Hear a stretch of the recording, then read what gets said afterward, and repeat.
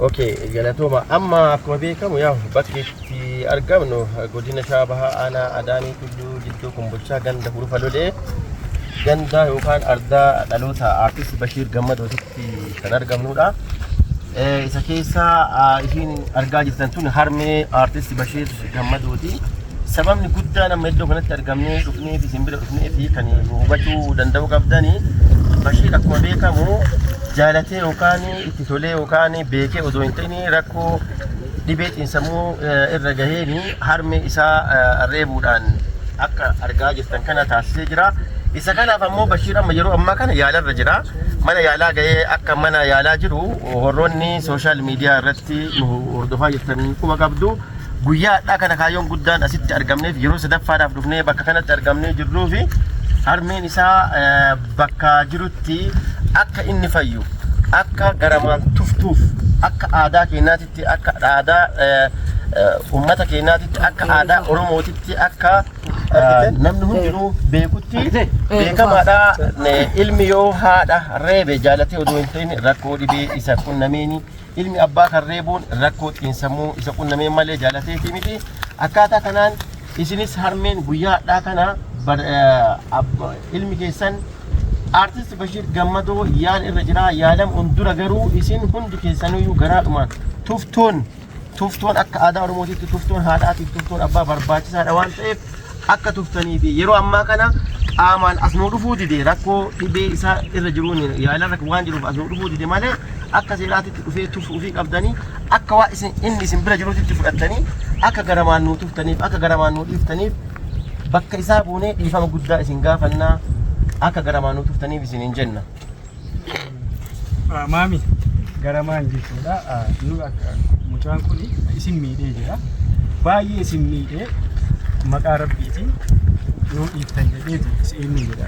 Bakka isaa bu'ee maal? Isuma jecha isumatu dhiifama isin gaafataa jira jecha. Isuma jecha dhiifama isin gaafataa jira. Bakka isaa buunee dhiifama isin gaafataa jira waan ta'eef dhiifama. Isin miidhee. Isin miidhee.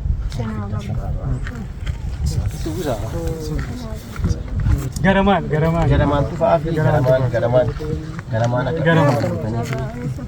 garamaan dhiifama godhaa fi garamaan tufaa fi dhiisaa fi rabbi isaa fayyisu jedhaa. Hin fayyaa isinis ni fayyitu innis ni fayyaa isinillee ni fayyitanii homaa wanti rakkoo qabu hin jiru. Garamaan dhiifama godhaa fi garamaan dhiisaa fi tufaa fi garamana yaalaa deemuun waan ta'eef garamana yaalaa waan deemuun eeyyama keessanii ala wanti deemnuuf hin jiru. Eeyyama haadhaa eeyyama abbaa gaafachuudhaaf dhufnee akka dawaa sa'uuf beekamu yoo abaaraan illee garaa keessa illee xiqqoo malee yaaftanii jiraattan dhiifama akka gootanii isinaa gargaaru kottu.